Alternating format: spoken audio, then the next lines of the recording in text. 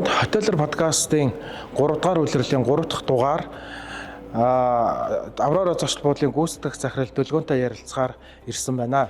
Өнөөдрийн дугаараар байгууллагын ажилтнуудын оролцоо engagement-ийг хэрхэн нэмэгдүүлэх, за ажилтнуудын эргэцэд нөлөөлж байгаа хүчин зүйлүүд, за үйлчилгээний зэрэглэл одны систем нь үйлчлүүлэгчдийн хүлээлтэнд хэрхэн нөлөөлж байгаа зэрэг агуулгын хүрээнд ярилцах болно. За өрөөмд. Та Хотеллер подкастын үзэгчдэд өөрийгөө танилцуулаад яриа хоёлаа эхлэе. Манай Хотеллер подкастын үзэгчид болон сонсогчдод намайг Ганбаатарын Дөлгөөн гэдэг Аврора хотелийн гүйцэтгэх захирлаар 2019 оноос хойш 6 жил тасралтгүй ажиллаж байна. За хоёулаа зочд буудлынхаа ерөнхий танилцуулгыг бас яриа те. Ер нь ямар төрлийн үйлчилгээнүүдийг хэрэглэгчдэд санал болгож байна. Манайх үндэсний 4 одтой зочд буудал. Тэгээд үндэсний гэдэг утгаараа Монгол гэдэг концептыг шингээж өгсөн. Гэхдээ 4 одны стандартыг барьсан гэдгээр онцлогтой. За үйлчилгээний хувьд гэх юм бол зочд буудал, хурал зөвлөгөөн, ресторан, лаунж болон кофе шоп. За танай зочд буудлын ер нь хэрэглэгчдэд өгж байгаа амлалт яг юу вэ? Ямар чанарыг, ямар үйлчилгээний соёлыг ерөнхийдөө амлаж байна? Монголчууд өөрсдөө угийн илгэмсэг хүмүүс. Тэгэхээр тэрийг гаргаж ирж түгэх. За бид нар өөрсдөө Аврора гэдэг нэртэй учраас туйлын туяа. Туйлын туяаг үзэж хүмүүс дэлхийн өнцөг болон бүрээс очдог шиг. Бид нэр зочломтгоо сайхан айлаараа бусад дэлхийн өнцөг болонд байгаа хүмүүсийг татъя. Яг л мэдрэмж хүндүүлдэг учраас тэрүүгээрээ далсан дуудах гэсэн. Амжилттай гэж байгаа. Ер нь одны зэрэглэлтэй зочд буудлын хувьд ялангуяа 4 одтой буудлын хувьд 3 ч юм уу 5 ч юм уу одтой буудлуудаас яг юугаараа ялгардаг юм байна? Одны зэрэглэлээ бид нэр хамгийн анх 19 онд үйл ажиллагаа эхлээд тэгснээ ковид болонгууд хэсэг тасарч байж байгаад 2022 онд авсан. За тэгээ 4 одны стандарт өөрөө юу амлалт юм бэ гэхээр хамгийн эхлээд 5 дахь. За тэгээд үнэтэйгээ зэрэгцээд үйлчилгээний чанар болоод бүтээгдэхүүний чанар. Энд яг юу орж байгаа вэ гэхээр хамгийн анх орсон хөрөнгө оруулалт болоод барилгын материалын чанар хүртэл орно. Тэрэндээ юу вэ гэхээр жишээ нь бид нэр эрүүл мэндэд ээлтэй юу гэдэгтээ анхаарсан. Жишээ нь орж байгаа барилгын материал модон гэх мэтчлэн. За нэг удаагийн хэрэглэл, за үйлчилгээний тэр олон зүйлийг бүгдийг багц болгоод авч байгаа. Яг нь 4 одны стандарт 3 одных эсвэл 5 одных юугаар ялгаатай вэ гэхээр 4 одыг илүү 5 дахь гэж бодвол зүгээр. 3 од гээд ирэхээр үндсэн хэрэгтэй байдаг. 5 дахь гээд ирэхээр бас арай өөр ангиллал явж байгаа. За тэнгуут 5 одтой гээд ирэхээр энд бол илүү тансаг зэрэглэл болоо явж байгаа. Яг 4 одод байж байгаа стандартууд байгаас гадна жакузи болоод яг классик гэх юм бол жакузи болоод усан бассейн байгаа. Тэрнээсээ гадна орж байгаа бүх интерьер болоод экстерьер илүү тансаг зэрэглэлийн илүү их хөрөнгө оруулалт шаардсан, илүү их нөгөө гоо үзэм шаардсан тийм байдаг ялгаатай. Тэгээд мэдээж 4 одыг хүрээлээд байж байгаа үйлчилгээнүүд нь 4 одны хэмжээний байдаг. 4 одтой зочд буудал дотор байгаа ресторан болоод кофе шопууд тийм эргэн тойрны аюулгүй байдлаа ч гэсэн бид нэр амлдаг. 5 од бол ялгаагүй. Мэдээж дэлхийд даяарын нэг стандарт байхгүй ч гэсэндээ Азийг ингээ хараад үзэх юм бол 5 одтой зочд буудлыг дагаад заавал ямар нэгэн моол байдаг. Эсвэл байрлалын хувьд бол хотын төвд байдаг гэх мэтчлэн тий. Тэгээд үн дагаад чанар гэдэг шиг бас орж байгаа зочдын хувьд ийм ялгамжтай зүйл байдаг гэсэн. За үн дагаад чанар гэж та ярьж штэ. Гэтэл Монгол сүүлийн үед бол зочд буудлууд маш олоор нэгдэж байна. Маш олон хэм маягтай байж байна. 3 өрөөтэй зочд буудал хүртэл нэгдэж байна. 30 40 өрөөтэй, 100 өрөөтэй ч бодол нэгдэж байгаа байхгүй юу? Тэгэхээр энэ дээр ер нь зочд буудал бусад байр шуулах хэрэгслээсээ яг юугаараа ялгардаг юм болоо? Үнийн хувьд бас яг яаж өрсөлддөг юм болоо? Энийг та нэг дэлгэрүүлж яриач. Зочд буудал би өөрөө их хайртай. Тэгээд яг хөө зочд буудал гэж ярих юм бол нөгөө талдаа магадгүй одоо Airbnb гэж гарч ирж байгаа. Гэхдээ энэ хоёрыг нөгөө харьцуулахад бол харьцуулж болохгүй. Ялгаа нь юу вэ гэхлээр хэрвээ та гадаадд байгаа бол эсвэл Монголд байгаа бол хоёр сонголттой. Зочд буудал бол одоороо ялгарна. Airbnb бол арай бас өөр зэрэглэлийн бизнес модельтэй. Гэхдээ ялгаа нь юу вэ гэхлээр од аваад ирэхээрээ одны цан маш том амлалттай байдаг. Жишээ нь бид нэр ариун цэвэр, эрүүл ахуй, болоод одоо үйлчилгээний журмуудаа маш сайн одоо дагаж мөрддөг. Тэрийгээ дагаад нэг одоо хэв маягийн үйлчилгээ болоод нэг хэв маягийн хоолны амт болоод нэг хэв маягийн одоо сэтгэл ханамжийг байнга авах боломжтой гэсэн. Энэ бол ялцчгүй одоо одтой зочд буудлуудын зочдтой өгдөг амлалт. Нөгөө талдаа Airbnb гэж байгаа. Тэгэхээр харьцуулж хэлэхэд бол зочд буудалд байж байгаа үйлчилгээ ялгаатай. Airbnb-д байлаа гэж бодох юм бол өөрөө хоолой захиалж явна. Зочд буудалд байх юм бол өрөөний үйлчилгээ авах гэх мэтчлэн одоо өөрийгөө илүү халамжлуулах бүх төрлийн зүйлийг хийдэг. Одоо авдаг гэсэн. Тэгэхээр тэр талаараа надад илүү таалагдсан. Би ч гэсэн одоо ажиллаар юм уу эсвэл одоо аяллаар явлаа гэхэд зочд буудлыг сонгох дуртай. Яг гэвэл нөгөө сонголтоос шалтгаална л та. Гэхдээ дийлэнхтэй одоо багаараа эсвэл ганцаараа явж байгаа тохиолдолд магадгүй хэрэг олоолаа байх юм бол Airbnb илүү тохиомжтой. Гэхдээ тэрэн дээр яалтчгүй одоо миний хувийн одоо хэрэглэгчийн зүгээс бас хотелиер хүний зүгээс нэг зүйл гэвэл нөгөө тав тух. Энэ нь болохоор яг одоо буудан болоод матрасны тав тух. Хэрэг та ерөнхий утгаараа 4 одтой зочд буудалд орсон бол матрас асуудалгүй байх хэрэгтэй. 5 одтой зочд буудалд ороод матрас тохгүй байна гэвэл хизээч байж болохгүй. Яг гэвэл энэний цаана бид нар өгж байгаа амлал бүр тэгж ярих юм бол чанар байгаа тийм. Airbnb дээр би нэг анзаарсан зүйл гэвэл тэр 4 одтой зочд буудлаас 2 дахин үн багтай байдаг. Гэхдээ тэр матрасны тал дээр эсвэл ариун цэвэр эрүүл ахуй тал дээр арай өөр. Тэгээд эсрэгээрээ магадгүй 4 одны хэмжээний тийм 5 тухтай матрасыг хүсье гэх юм бол үндсэн үнээ 3-4 дахин нуулж иж бүр вилла авах хэмжээнд очиж иж илүү тэр 5 тухт хүрдэг. Тэгэхээр ерөөсөө ялгамж нэ. 4 одтой зочд буудлыг та сонгож байгаа бол танд тэнд 5 тухыг өгнө. 5 тух гэдэг нь ерөөсөө бүтээгдэхүүн болон үйлчилгээ, хэрэглэл, хөрөнгө оруулалт. Ер нь бол таны ярианаас нөгөө баттгаж хэлэхэд бол зочд буудлын бизнес бол тэр чигтэл 5 тухайг санал болгодог тийм. Гэтэл яг сүүлийн үед нэгдэж байгаа эсвэл одоо зах зээл дээр доктортой үйл ажиллагаа явуулсан ч гэсэн 5 тух гэдэг ойлгоогүй одоо бизнес эрхлэгч одоо хотелерүүд бол нэлээд байгаа даа. Харамсалтай тийм. Яг нөгөө хүний наазахын хэрэгцээ дээр матрас эсвэл одоо нэг удаагийн гоо сайхны хэрэглүүд нь нөгөө эрүүл хаан шаардлага хангадаггүй ч гэдэг юм уу юм асуудлууд үнэхээр одоо хүртлийн салбар дээр байгаа даахгүй. Тэгэхээр магадгүй таны яриг сонсоод 5 тух гэдэг дахиад нэг хайгаад үзээсэй тий. Яг зочд буудал дээр 5 тух гэж яг юу хэлдэг юм болоо. Энийгээ өөрийнхөө бизнест яг хэрэглэгчийнүүдэд олоо харчих юм бол энэ салбар таны бизнес дахиад нэг хэдэд шат урах шаардлагачлаа гэж ойлгохоор та 5 тух гэдэг дахиад нэг тодорхойлоод дэлгэрүүлж яриач. Зочд буудлын бизнес өөрөө онцлогтой учраас яг нөгөө ширээний хөлтөөл адилхан аль нэг нь унж ерөөсөө болохгүй. Жишээ нь одоо зочд буудал үнэхээр сайн байлаа гэд хоол ундаа буюу бидний өгж байгаа хоол муудах юм бэл. За эсрэгээрээ хоол үнэхээр сайн байлаа гэд зочд буудал муу байх юм бэл. За эсвэл зочд буудал болоод хоол үйлчилгээ хоол сайн байлаа гингүүт нэг хөл маань үйлчилгээ унах юм бол гэх мэтчлээ.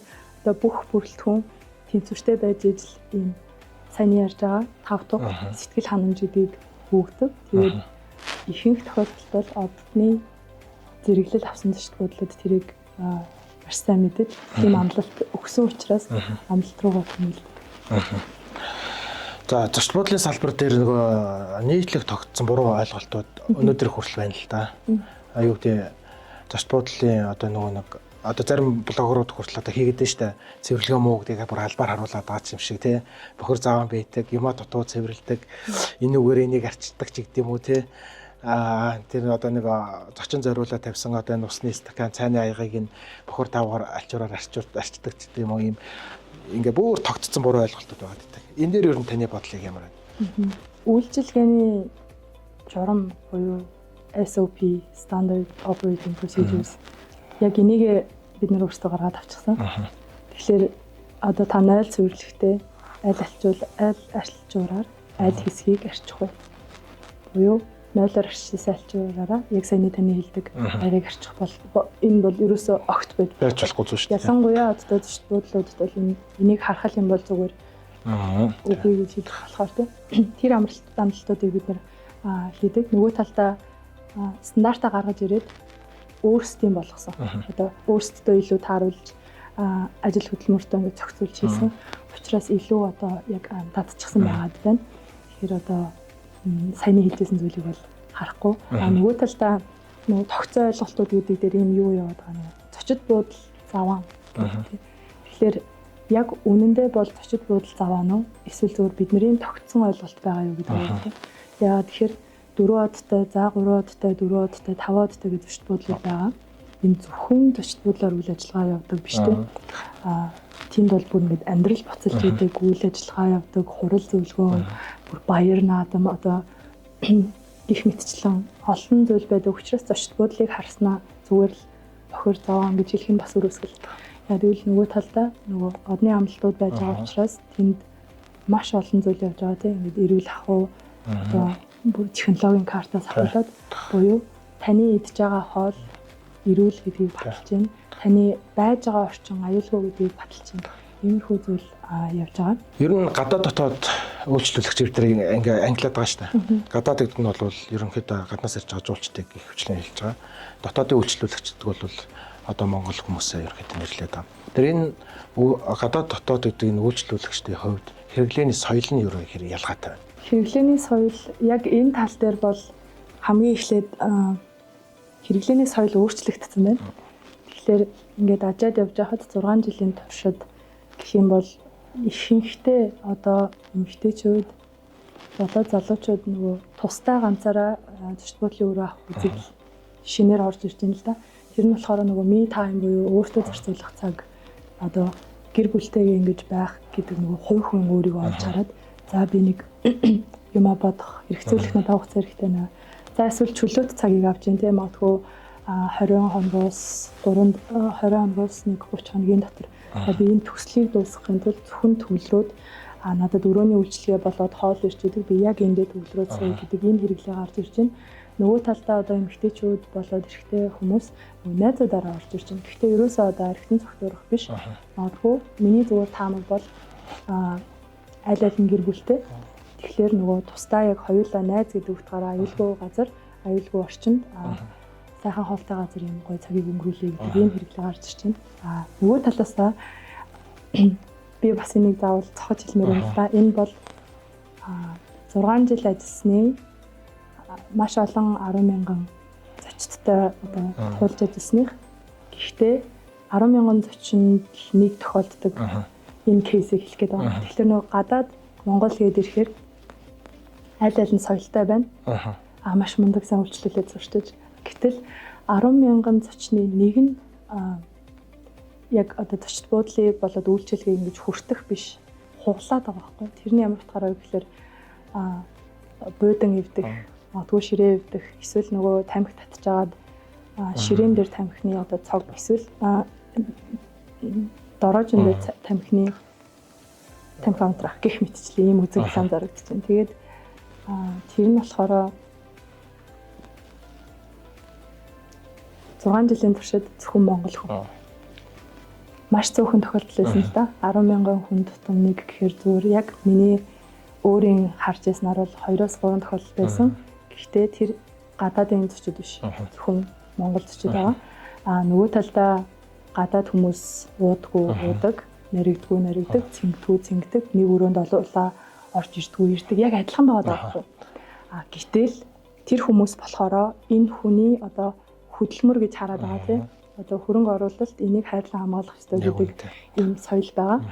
Биднэрт болохоор бүх маст биш. Ерөөсөө л тэр нэг 10,000-д байгаа 1-2 тохиолдол бол мөнгөө төлсөн бол ёстой яасан ч яад ингэдэг хандлага. Буюу мөнгөө төлсөн л бол магадгүй ширээн дээр акурк. За эсвэл одоо дороож төлөх гэх мэтчлэн байгаа.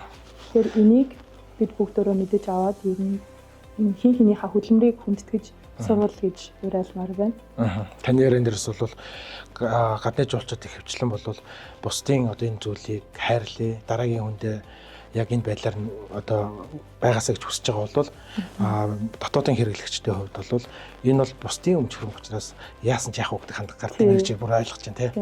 Тэгээд яагаад би бүр энэ үзэсгэлэн хэлмээр байгаа вэ гэхээр одоо бас нэг 10 гаруй жилийн өмнө би өөрөө харьцангуй жоохон байхад Сингапурт явж ирсэн. Тэгээд би тэгэд ингээд нэг гэрэн тохиол дээр зогсож байхад эргээд баахан зочд бодлоод байсан. Тэр бол нэг 4-5 удаа зочд бодлоод ихтэй төвдөө. Тэгээ нөө бидний тухайн үед явж байсан хүн Монгол зочдыг зарим зочд бодлоод авдаггүй гэсэн. Тэгээл тухайн үедээ гэл энийгээл өнгөрч исэн баггүй. Гэхдээ одоо би өөрөө нөгөө хотельер хүн учраас энэ салбарт 6 жил ажилласных бидний хувьд хар жагсаалт гэж байдаг. Тэр жагсаалтад л монгол хүн орсон юм байна л да. Тэгээд хэлэхэд байгаа нь 10 жилийн дараа энэ үзэгдэл одоо 10,000-д нэг ч гэсэндээ байна. Гэхдээ бид нар нөгөө хүн нэрээ тоогс өдөө гэдэг шиг хичээмээр байна. За нөгөө нэг зүйл нь юу вэ? Саяхан бас Хятадд ажиллаар явж байгаад өөр монгол зочд бодлоо. Тэгсэн чинь 2 цагийн алдаад л өөрөө ханаад найрлаад л явчихлаа л да. Яагаад гэвэл дуулж байгаа дуу нь монгол зохиолын дуу учраас мэдээд. Тэгээд энэ өөр юу хэлэх гээд байгаа вэ гэхээр соёлтой байцгаая. Таны ирэхээр миний ирэхэд гарлагддаг учраас бусад хүмүүсийг ч гэсэндээ хүнддэг. Тэгээд зочд буудлын хувьд энэ чинь бас онцлогтой бизнес учраас болт гэж ярьдаггүй. Дулмаа инглээ гэж ярьдаггүй. Монгол хүмүүс гэж ярьдаг учраас ялангуяа зочд буудлын тал дээр илүү нөгөө хүмүүсийг одоо үйлчлэгээ өгж байгаа талыг хүндэтгсэн маягтайгаар тэгээд олон улсын одоо жишгт нийцсэн маягтайгаар бид нэр үйлчлүүлвэл ер нь хаанч улсынхаа нэрийг салж явах боломжтой. Бас нэг сүүлд харсан зүйл гэвэл Мокок руу илүү нислэг явдаг гэсэн тэ. Тэгээд нөгөө өглөөний хоолн дээр тэр чигээр нөгөө үлдээсэн бичлэг харсан байна. Тэгэхээр яг хуу энэ бол зөвхөн таны талаар биш байгаа. Хамгийн эхлээд бидний улс яригдж байгаа. Монгол хүмүүс үлдээлээ гэж ярина. Гуравт гэвэл энэ нөгөө ерөнхий ингээд том утгаараа бол нөгөө байгаль орчин, экологи, тэнцвэртэй байдал гэж яваад байгаа. Хог хаягдл бага үежиж бид нэр илүү байгаль орчинд ээлжтэй байна гэдэг шиг Монголд байна уу, гадаадд байна уу хамаагүй та зөвхөн өөрийнхөө хэрэгцээнд харуулж тэр хоолыг яваад идээд хэрэглэхэд болоо. Эсвэргээрээ энүүгээрээ бид нэр одоо улсаа эх орноос урьдчилж байна. Нөгөө талаараа бид нэр энэ хിവэрээ байгаад байх юм бол Монгол улс л гэж яригдана. Тэндээс өч дорж юм уу дулмаа гэж яригдах учраас энэ зүйлийг саргоор хүлээж аваад хийчих юм бол их зүйл санагддаг. Таны хувьд бас нөлөө улс орноор аялагч гэдэг нөтөр төрхөж олж хардаг байхгүй. Тэгэхээр гадны улс орнуудад явах эндээ хотелийн бизнес эрхлэх гэдэг юм зааг нь нийлээд байгаа байхгүй. Тэгэхээр Монголын үйлчлэгээний одоо энэ төвшин олон улстай ингээ харьцуулахад ер нь хэр төвшөнд байд юм болоо.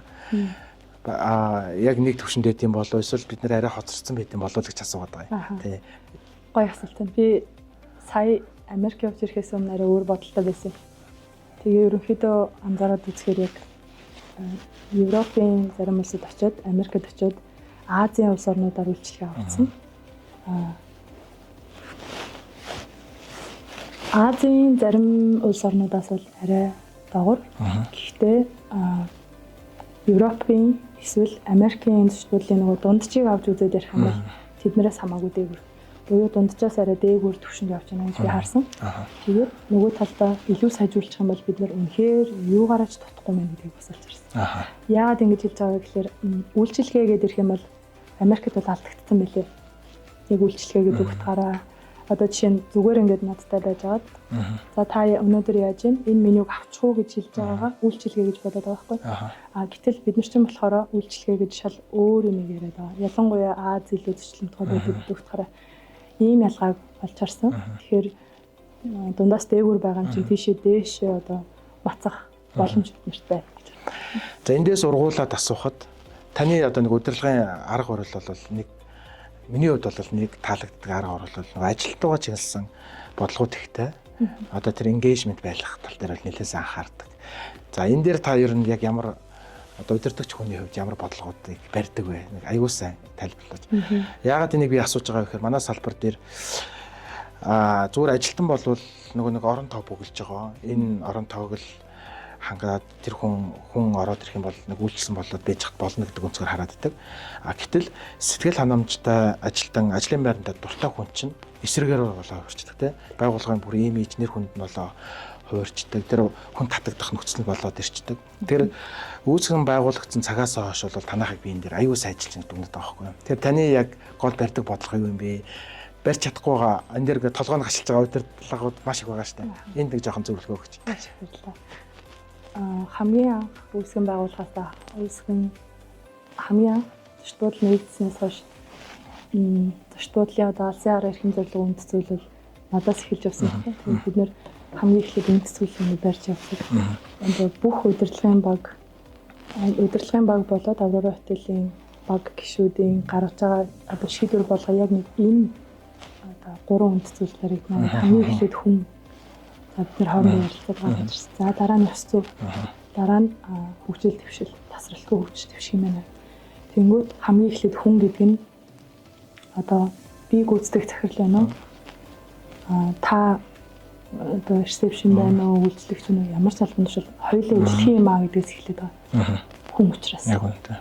Тэгэхээр та ариун цагаан хөдөлмөрөөрөө ажиллаж хөдөлмөрлж байхад би таныг ижлэхэн хүндэтгэх ёстой гэдгээс эхэлж байгаа.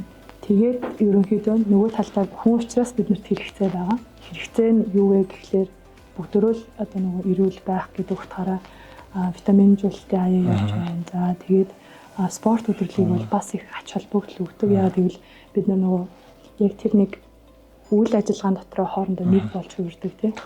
За тэгээд амралт байна. Амралтаас гадна бас нэг чухал хэвэл бид нэр ялангуяа Аврора хотел бүр онцлог нь хүүхдийн баяр. Таны хувьд одоо хүн гээд хамгийн эхлээд тодорхойлсон учраас энэ нь эхлээд бид нар одоо бидний хамгийн ихний зочид болон одоо баг байгаа тийм. За тэгээд гаднаас ирж байгаа бидний зорж байгаа зочид гэдэг нэг 3 бүрэлдэхүүнтэй. За тэгэх юм бол бидний хамгийн чухал гэж бодоод байгаа хүний хайртай хүмүүс нь хүүхдүүд байж байгаа юм бол бид нар тэнд ач холбогдлоо яг иймэрхүү маягаар ингээд явдаг. Тэгэхээр ерөнхийдөө нөгөө хүн өөрөө илүү сэтгэл ханамжтай болоод ирэхээр ажилдаа илүү нөгөө дуртай болдог. Илүү бүтээлч болоод ирдэг гэдэг нь яг харагдаад байна. Нэг шалан дээр ус асгарсан ч гэсэн нөгөө ажилдаа дуртай хүн ч юм өөрөө ухс хийгээд арчиждаг тийм. Заавал хин нэг дуудах биш. Тэгэхээр энэ бодлогоор бол салбарыг үнэхээр манлайлж байгаа мөн гэж харж байгаа. Бас хөдөлсөн юмнууд байгаа тийм. Ажилтнуудын нийгмийн халамжийн асуудлыг бас нэлээд шийдэж явж байгаа.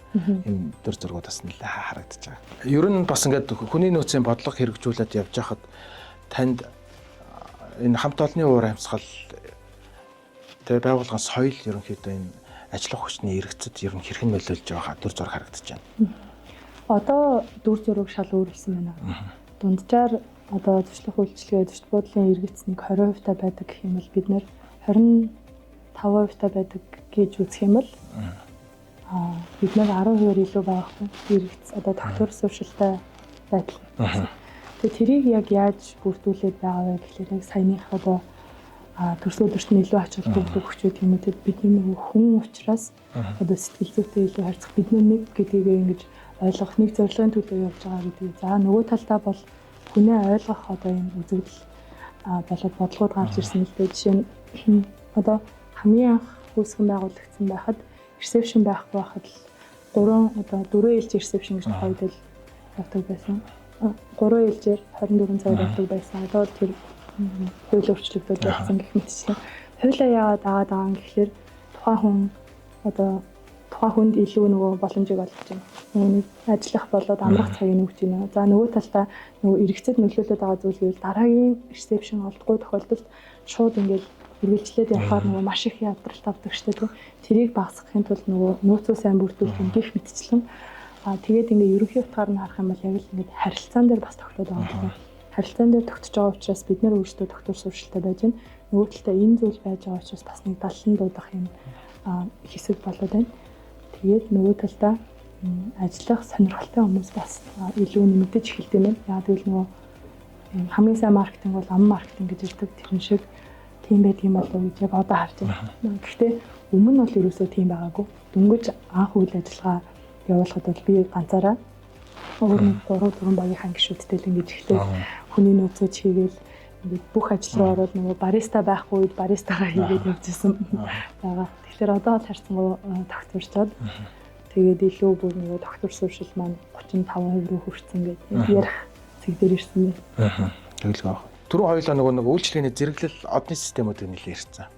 Тэгэхээр Үйлчлэгээний зэрэглэл ахих тусам мэдрэмжүүд бас нэлээд үйлчлүүлэгчээс зочлоос ирж байгаа мэдрэмжүүдийн асуудал яригдана гэсэн. Тэгэхээр энэ үйлчлэгээний зэрэглэл үн мэдрэмжид яаж нөлөөлж байна? Одоо энгийнээр ярих юм бол 4 одтой зочд буудалд ирээд авч байгаа мэдрэмж 5 одтой зочд буудалд бол илүү их одоо танд хүрэлцэх цэг touch point болоод таныг илүү их халамжилж байна л гэсэн. Тэрүүгээрээ 4 одтой зочд буудал муу гэсэн үг ерөөсөө биш. Энэ бол бидний нөгөө ялгарл. Дээрээс нь 5 одтой зочд буудал гэх юм бол илүү одоо ингэж анзаарах юм бол хийцлэл, хөрөнгө оруулалт илүү өөр зүйлүүдэд анхаарсан байдаг. Илүү эстетик байдал ч гэдэг юм үү те. 4 одтой зочд буудлын хувьд гээд ирэх юм бол бидний хувьд ялгарсан. Гэхдээ тийм байх шаардлага байдаг. Стандартынхаа хувьд ийм ялгаатай. Тэгэхээр шаардлага улам өндөр болоод ирнэ. Хүлээлт ч гэсэн өндөр болоод ирнэ. За би танаас нүуний мэдрэмжийн талаар яаж танах нөгөө удирдлага хийж байна гэж асуумаар байна л да. Тэгээ сая бол өмнө говьд очиод хоногийн 300 мянган төгрөгийн буудлын өрөөнд орлоо. Тэгээ үйлчлэгээ бол ингээ байхгүй. Тэгээ өглөө цагийг хараад бол үнэхээр гомдож байгаа байхгүй. Нэг гурлын талхан дээр нэг өндөг шараа тавьцсан, 2 цусам хям, 2 цусам өгөрцөө, ногоо түүхээ өрцөж байгаа шүү дээ. Тэгээ помидорыг дундуур нь нугаад ингээд 2 болгоод тавьчихж байгаа байхгүй. Тэгээ би өчтөр бол Facebook дээр ингээд оруулаад нэлээд л шууган тавиад байна л да. Яг тухайн өглөө цаг хүн бол идэ гарч болно. Чив чимээгүйч гарч болно. Гол нь зочд буудлын салбарын хөгжил энэ бүх зүйлүүд чинь нэм жижигэн зүйлүүдээс харагдаад эргээд энэ зүйлүүд чинь хэрэглэгчийн тэр соёлыг бас өөрчлөөд байгаа учраас үнэхээр хилээд энийгээ өөрчлөдөг нэг юм юу хийж байгаа байхгүй юм. Тэгэхээр танаа байгууллагын зүгээс таны хувьд ер нь үнийн мэдрэмжийг яаж удирдах чинь үйлчлүүлэгч нар ер нь үнэн дээр ямар мэдрэмжүүдийг бас илүү гаргаж байна. Харьцуулаад харах юм бол одоо урд зочд буудал маш хямдхан байдаг, харьцангуй хямдхан байдаг.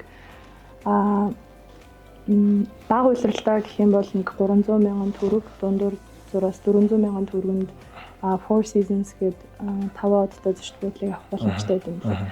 Тэгэхээр Монгол улсад бол одоо бид нэр үнэтэй гэж тооцогдож байгаа. Яагаад вэ гэх юм бол энэ нөгөө эрэлт нийлүүлэлт. Эрэлт нийлүүлэлт тэнд өндөр байгаа учраас эрэлт нь өндөр одоо байгаа учраас нийлүүлэлт гэдэг тийм. Энэ болохоор харьцангуй бага. Яагаад гэвэл бид нар ч улирлын чанартай бизнес хийдэг учраас ийм байдаг. Одоо үнийн тал дээр. За нөгөө тал дээр яг тэр өрөөний үнийг түлээд эсвэл хоолны үнийг төлөөд гомдол гаргаж ирсэн зочдын тоо гэвэл маш цөөхөн. Яагаад вэ гэхээр эн чинь нөгөө юм оркестр шиг юм яваад байна л да. Зөвхөн хоол бид нэр өгдөг газар биш. Тэн дээр үйлчилгээ явуулж байна. Одоо хансан үйлчилгээ явуулж байна. Сэтгэл ханамж байж байна. Хүн хүнтэй харилцаж байгаа энэ нэг юм харилцаа байгаа учраас за дээрээс нь зочд буудлын хувьд гээд бодоод үзэх юм бол хамгийн анх манай үүдээр орж ирэх одоо үүдээр орж ирэхээс ахуулаад гартал юм чинь бүхэл бүтэн цогц үйлчилгээ болоо гэж байгаа. Тэр одоо цэг болгон дээрээ сэтгэл ханамжтай байсан хүн бол тухайн одоо хэмжээний мөнгөийг төлөөд гарч явахдаа сэтгэл ханамжтай байна. Нэг өндөр гэж үзэхгүй. Гэхдээ одоо хятад улстай харьцуулахад бол Монгол улсад байж байгаа зочд буудлын одоо үн бол өндөр тэр ойлгомжтой.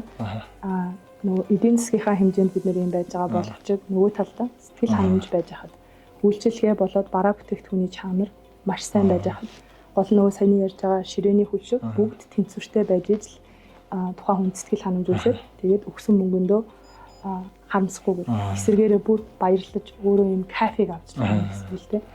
Тийм тэглэв ах уу.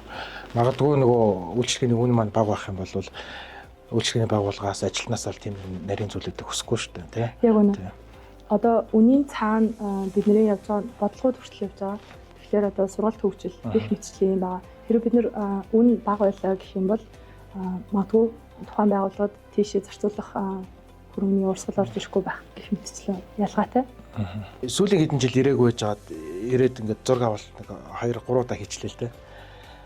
Тэгээд буудлын өрөөн дээр бол нэг удаагийн хэрэгслүүд бас нэлээд өөрчлөлтжсэн байна шүү дээ тий. Энэ дээр та нэг яриач. Бас л сая ингээд нөгөө өцөгдрийн өмнө говийнхаа буудлын кейсийг харахад ингээд хоногт 300 мянган төгрөг төлж байгаа.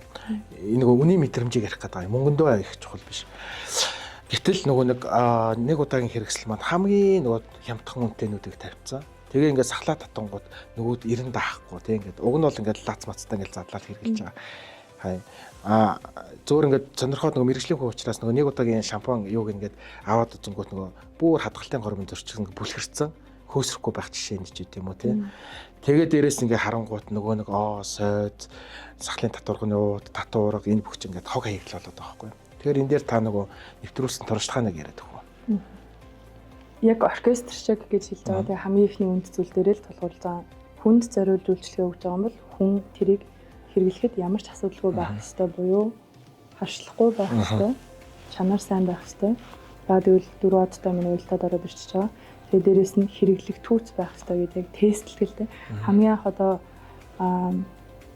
худалдаж авахдаа яг бүгдөрөнгө би өөрөө тестлжсэн. Би өөрөө харшилтай арьстай учраас арьсан дээрээ тестлэх, за өсний шампунь гэдэг ингээд явьжсэн.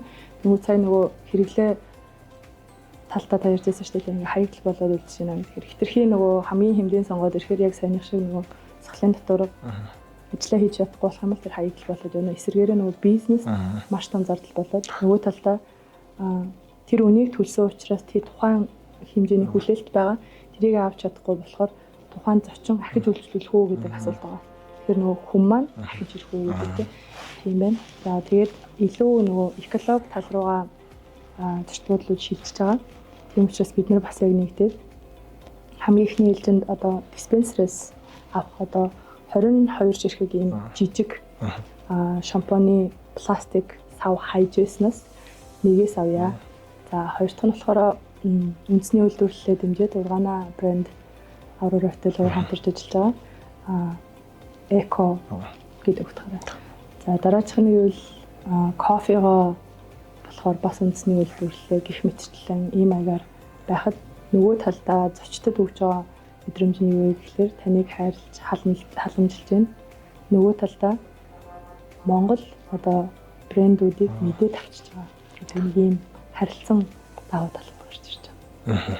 Тэгэхээр за яг хөө зөвхөн ургаа дахин нэг асуулт асууя л та тий. Ихэнх эздүүдийг бол би нэг бизнесийн модель ер нь ойлгоогүй. Зүгээр нэг боломж нь гараад буудлын салбар руу ороод ирсэн ч гэх юм. Эсвэл өөрөөсөө мэрэгжлийн босоод байгаа байхгүй. Ингээд тань шиг юмыг өөр дээр туршиж үзэхгүй, хэрэглэгчийн нүднээс олж харахгүй. Тэгээд нөгөө байгаа л нэг юм ирсэн хүндээ үйлчилждэг. Дахиж нэг өрөөгөө илүү дахиад зарчийдэг юм хүсэл тэмүүлэл байхгүйгаас уралдаг ч юм уу. Ингээд юмыг хэмнэх гэдэг байхгүй. Үнэхээр энэ хэмнэлт бас одоо хоёул зардал ярих гэдэг шүү дээ. Үнтэй нэг удаагийн хэрэгсэл аваад тавих нь өөрөө зардал уу? Эсвэл хэмнэлт үү? Эсвэл хямдханыг авах нь өөрөө хэмнэлт үү? Эсвэл зардал уу гэдэг юм дахиад асуух гэдэг л та. Яг одныхоо стандарттай шууд ингэж үйлдээд явчихсан. Жишээ нь 3 одны зочд буудлаас бол би зүгээр яг өөрөө хэрэглэгч гэдэг үүднээс ярьчих.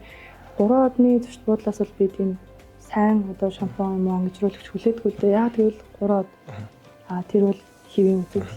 4 одны зочд буудалд буучаад жишээ нь миний ус хагтаад ирэх юм бол энэ өөр асуудал бүр ярил та 5 одны зочд буудалд очиж 5 одтой зочд буудалд үйлчлүүлээд одоо диптикийн бүтээгдэхүүн ч гэдэг юм уу өндөр зэрэглэлийн бас бүтээгдэхүүн хэрэгжилчээ тэнд ямар нэгэн асуудал байх юм бол энэ чинь бүр том асуудал болдог байхгүй.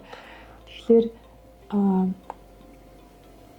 яг одоо дагаж чанар тэгээд чанараа дагаад энэ бол нэгт хэмнэлт. Яад вэ гэвэл та за нэг 100 200 төгрөг хэмнээд хамгийн ихний таныг зорж орж ирсэн зочноо алдахгүй тавтаж үйлчлүүлэх болчихно те.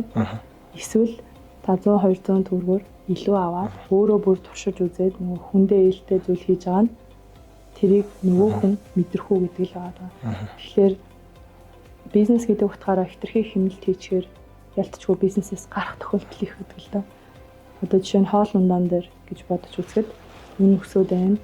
Эдийн засаг өөр байна. Тогны үн 30%-аар нэмэгдлээ. За ингээд цахилгаан 80% ярахад тэглээгээд бид нэр хоолныхаа одоо юу гэх юм порцийг багасгах ч юм уу. Иймэрхүү үйлдэлүүдийг хийгээд ирэхээр сэтгэл ханамж нэмэлтүүдэд ирчдэг. Тэглээгээд жишээ нь 4 одны зочд буудлал яг 4 одныхоо яг чанартай бүтээгдэхүүнийг л байнга авна. Энэ бол одоо суурь. Тэгэхгүй бол юу гэх юм 4 од байж иж мөнгө хэмнэх гээд 3 одны хэрэгслүүдийг аваад ирэх юм бол энэ чинь нөгөө нэг үйл зохицол үүсээд тэгээд сэтгэл ханамж нөлөөлөх. Нөгөө оркестрийн маань аль нэг хөгжим дуурхаа болоод ирэхээр л асуудал үүсэж эхэлнэ. Яг энэ концепт үзэл баримтлалыг ойлгоогүй удирдагч нар их байд юм л гэж хараад байгаа. Тий, эргээд нөгөө нэг 5 тухай 8-ачд бид нар аахгүй.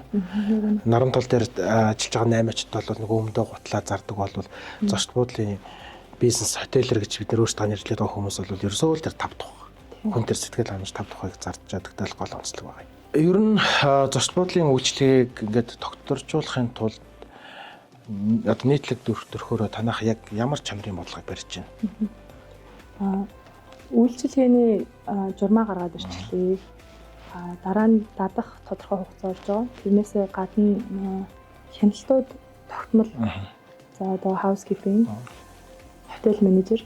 За тэрнээсээ гадна сар болгон манад нууц очордог. Тэгэхээр тэрийг зөвхөн гүйцэтгэх захирал мэднэ. Тэгэхээр нөгөө жирийн зочинтой ямар ч ялгамжгүй байгаа учраас нөгөө үйлчлэгээгээ байнга тогтмол энэ чанартай авч явах гэдэг одоо бидний шаардлага үүсэж байгаа. Тэгэхээр эдгээр нь илүү үр дүнтэй байна гэж би хараад. Өмнөх цаг үед бол би өөрөө ингээд шалгаад явах үе байлаа л да. Тэнгүүт мэдээж ойлгомжтой айл нэг альбом тушаалтан шалгаад явахаар нөгөө тааруулах гэдэг. Тэр ямар ч буруу ойлголт биш тийм. Гэтэ нөгөө илүү хичээх эсрэгээрээ хинийч одоо яг л энгийн зочны хин нэг нь нууц зочин байх магадaltaй гэдээ харчихаар бид нэр бүх үйлчлэгээгээ байнга одоо удаа бүртээ сайн хангах гэдэг ийм шаардлагатай болж байгаа гэсэн. Наа ч бол маш сайн тэргуун туршлага шүү дээ. Бас нөгөө нийтлэгтэй бол эздөө захирлууд бол нөгөө нэг уг нь бол нөгөө нэг чеклист хийгээл нэг ганц юм харж сайжруулчих гээд явдаг. Тэгтэл тэр юу нь бол ажилтнуудаас нөгөө дарамт болж хувирах тийм. Энэ захирал ингээл байнга яваад байх. Бидний ажлыг байнга шалгаад байх гээл тийм. Яг ийм нөгөө дарамт сэтгэл зүйн юг үүсэхгүй тул магадгүй нөгөө нууц зочныхаа юг үүсгэж юм бол энэ илүү нөгөө ажлаас сэтгэлээсээ хийх нөхцөл бүрдэх нь шүү дээ тийм. Тэгэхээр одоо захирал явж байхад сайн байдаг гэдэг ойлголт ерөөсөө бишэр. Нөгөө хүн болгон адилхан гэдэг шиг зочин болгон адилхан. Яг үүндээ захиралгээд зочноос ялгагдах юм байх байна. Тэр хүн сэтгэл ханамжгүй буцах юм бол тэр хүн сэтгэл ханамжгүй л гэсэн. Тэгэхээр яг тэрийг хэрэгжүүлээд явсан чинь бид нарт илүү тохироод ах шиг санагдав. Наач бол үнэхээр тэр хүн туршлага. Түрүүн таны яриан дотор бас нөгөө ёс зүйтэй бизнес манлайлж нэг сонсогдсон. Тэр энийгээ та нэг дахиад дэлгэрүүлж яриач. Бизнесийн хувьд юу тренд болоод байгаа вэ гэдэг нь судлаад үзэхээр ёс зүй одоо чанар удирдагчийн чанар манлайлаад байгаа. Тэрний дотор ёс зүйтэй ялгуургүй манлайлал өөрөө тренд болсон. Энэ яг юу хэлээд байгаа вэ гэхээр та баг хамт олонтойгоо харилцахдаа ёс зүйтэй байх хэрэгтэй буюу бүх тал руу л ёс зүйтэй байх. Яг гэвэл тэрийг харж байгаа одоо даган дуурайж байгаа баг байна. Дээрэс нь та өөрөө баг удирдах байгаа бол гэсэн үг шүү дээ. Одоо менежер эсвэл зохион байгуулагч байлаа. Та өөрөө ёс зүйтэй удирдаад ирэхээр энэ чинь тодорхой хугацааны дараа харагдана. Манайд нэг юм яг ил тод байдал гэдэг утгаараа нэг тийм түүх гарч ирсэн. Сайн нөгөө чимээгөө бүгдөө болоод хоорондоо нэг үл ойлголцож ирсэн гэдэг үг шүү дээ. Удирдлагын баг. Тэр болохоор яг нөгөө дунд байсан менежер тухайн мэдээллийг ил тод байлгаагүй одоо хав дарж ирсэн гэсэн үг л дээ зарим нь. Тийм учраас нөгөө нэг урсгал мэдээлэл тэр чигээрээ ингээд сайн хүрхгүйгээс болоод одоо удирдлагын баг болоод гүйцэтгэх захирал болоод ингээд баг хоорондоо үл ойлголцолд хүрээд тэр дотроо нөгөө захирлаа болохгүй байна гэж хэлдэг хамгийн одоо идэвхтэй багийн гишүүн маань хүртэл огт юм хэлэхэргүй болсон тийм үе байсан. Тэгэхээр энэ маш их чухал. Одоо жишээ нөгөө нүглээнүүдийг гурлаар хуурах гэдэг үг байгаа. Яг тэрэн шиг ерөөсөл та яг ямар яг тэр үгээрээ л байх хэрэгтэй. Яг ёс зүйтэй. Та энэ хүнд яг яаж хандж байна? Одоо дулмаад яаж хандж байна? Тэрнтэй адилхан яг л оржод адилхан л хандах хэрэгтэй. Энэ хүндний ялгууртай одоо илүү анхаарал хандуулаад байх юм бол энэ хүн яагаад гэдэг асуулт гарч ирэх байхгүй. Тэгэхээр энэ нөгөө ялгуургүй болоод ёс зүйтэй манлайлал гэдэг. Саяны ёс зүйтэй гэдэг дотор багийнхаа гишүүнийг баяртай гэж хэлэх болсон гэдэг бас орж байгаа. Тэгэхээр нөгөө энэ зүйлийг авч явахын тулд тухайн одоо бидний тохирсон одоо үн цэнтэл таарж ийн үгүй юу гэдгээр ингээ явчихаар сүүлдээ нөгөө яалтчгүй менежментийн баг өөрөө соёлоо авч яваад соёл маань өөрөө илүү юм ээлтэй болж эхэлт юм билээ. Итгэлцэл үүснэ. Тэрэн дээр дээрэс нь одоо манай менежер тантай ажиллагаа харьцсан, тантай ажиллагаа харьцсан гэдэг ихээр илүү нөгөө өөрийгөө нээж гаргаж ирэх ийм үзэгдэл. Тэрнээс биш энтэй илүү харьцаад энэ хүнтэй илүү харьцаад тэр хүнтэй ингээд юу гэх юм ижил аль бие тушаал байхад ялгууртай байгаад ирэх юм бол тэн дээр нөгөө гомдол үүсээд ирэхээр хүн ажлаас гарах шалтгаан болдог. Ер нь эцээцтэйг ажлаас гарч байгаа шалтгаан бол хүн хоорондын харилцаа байж байгаа учраас тэр хамгийн амар нэгт биелэх зүгээр Монгол улсад ч гэсэн ер нь олон улсад ч гэсэн тэнгүүд хандлага бас гарч ирж байгаа тийм. Ер нь одоо бизнес эрхлэгч нар юм болоод бизнес хийж эхлэх гэж байгаа өдөртөгч нартай хандаж хэлэхэд бол хандлага маш чухал. Саяны хэлжсэн хүн гэдэг шиг. Хоолыг байнга одоо өндөр чанартай гаргах нь чухал юм уу? Өрөөгөө байнга цэвэрхэн байлгах чухал юм уу гэд ингээ асуухад таны хамгийн хайртай хүн орж ирэхэд та ямар байхыг хүсэж байна? Хүн болгон одоо гараа гаргаж хоол хийдэгтэй адилхан тийм байхыг л хүсэж байгаа. Тэгэхээр одоо нөгөө 6 жилийн турш хамтаа хадгалж авч явсан ирсэн нууц тэр нөгөө талдаа 6 жилийн туршид үйлчилгээний стандартаа авч явж байгаа нууц бас яг тэр таны хайртай хүн. Яг л одоо гэр бүлийн гишүүн одоо зүр охин ч орж ирээд аавынхаа ажил дээр зочлоо гэж бодъё тийм. Манай яг хоёлын гэж сууж байгаа хүнд орж ирлээ гэхэд аав одоо охин ааваараа бахархах хэмжээнд байхаар тийм стандартыг барьж байхад бидний одоо зорилго бий бас бидний ажил гэх үү утга учиртай болж байгаа юм мэдчихвэл их болох энэ бол хандлага. Тэрнээс биш одоо яадгийн хамаагүй надад мөнгө олоод ирчин. Мөнгө ирнэ. Уудал ашигтай гэсэн. Гингүүтлээ ханаас ч хамаагүй материал аваад ханаас ч хамаагүй нэг удаагийн хэрэгслээ аваад хинч хамаагүй ажилуулаад хинч хамаагүй ингээд солигдоод ч юм уу тийм байх юм бол нэг оркестр маань замхаа алгуулна. Яг тэгэхээр хайртай хүндээ үйлчилж байгаа юм шиг хайртай хүндээ өгж байгаа юм шиг бүтээгдэхүүнээ барихад л бол ер нь бизнест одоо ингээ харахад ямарч миний 6 жилийн туршлага байгаа юм байна. Яг нөгөө цаашдаа олон 100 жилийн түүхийг бичих байх. Тэгэлгүй баха. Бодож байна. Уг нь бол зарч буудлын бизнес зөв менежмент системээр явж чадах юм бол маш удаан настай бизнес шүү дээ тий. Европт очингууд чинь 300 400 жилийн настай буудлууд хүртэл байдаг тий. Касл буудлууд байдаг. Гэтэл бид нар бол нөгөө нэг хийж байгаа ажил үйлчлэгээ тэр тав тох гэдэг зүйлүүдийг л ойлгож чадаагүйгээр нэг юм мөнчгөрөөрөө яваад байгаа л хөгжиж чадахгүй ингээд нэг төвшөнд байгаа л гол алдаа болол дүгнээд байгаа юм.